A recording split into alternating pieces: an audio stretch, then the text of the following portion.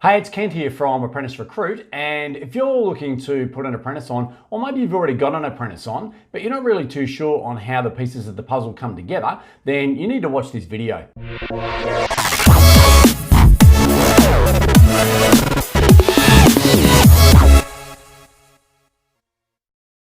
So we have a number of companies that approach us, and there are companies that we approach as well in assisting them in trying to find a good apprentice. And often they use terms that they don't really understand the pieces of the puzzle when it comes to the whole apprenticeship program and who the different stakeholders are. So this is a video for either people who are considering putting an apprentice on and just really don't know the process, or for some that already have apprentices on there but just again don't fully understand who the different stakeholders are. So we'll go into a bit of detail. So the first one that a lot of people get us confused with are the Apprentice Support Network. So they're the companies that are out there that will do the appropriate paperwork to actually sign the agreement to sign an apprentice in. So they're an organisation that are contracted by the government to do the official paperwork and make sure that the apprenticeship is set up in the correct way and in the correct occupation.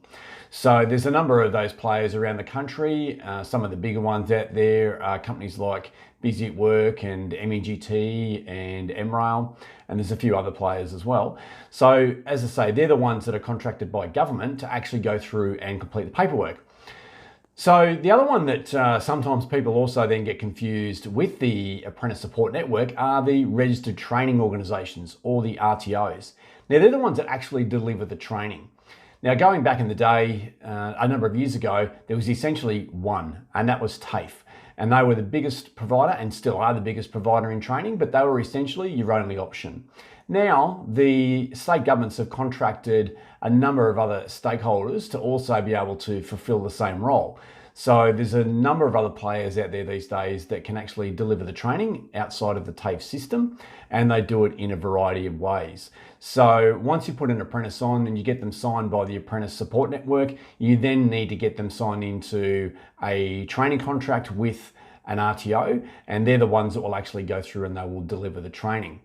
And these days it's a lot more flexible than it used to be. So again, you can send them off to a classroom style training session at places like TAFE, or there's a number of organisations out there now that will do full on-the-job training where they'll actually come to you and they'll do it in the workplace. So it's a lot more flexible now.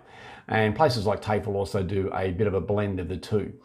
So that's the second stakeholder that's involved. So another one that can be involved are what they call group training organisations. And we sometimes get confused with group training organisations. And the simplest way to describe what a GTO is, it's like a labour hire company for apprentices. So they're actually employed by the group training company themselves, and then they will send them out to different employers where they will do their on-the-job work and on-the-job training as well. And the companies that they are working for will simply get billed, whether it be weekly, fortnightly or monthly, for the wages for that particular apprentice. So GTOs do operate all over Australia, and they do have their place in the system. So, and that's where some people then get confused with what it is that we do. And they see the brand Apprentice Recruit and they're like, well, you know, you must be a GTO. And that's where we're different. We are on the recruitment side. Now, you don't necessarily need to use a recruitment agency to find your own apprentice. You can certainly do it yourself, and then you can tap into the AASNs and also the RTOs to get your apprentice going. So it can certainly all be a DIY process. Some companies choose to use either a GTO or ourselves just to make that process a little bit simpler in trying to find the right person. So anyway, if you're a bit confused about how the whole system works, then they're the different stakeholders that are out there, and they're the ones that bring it all together.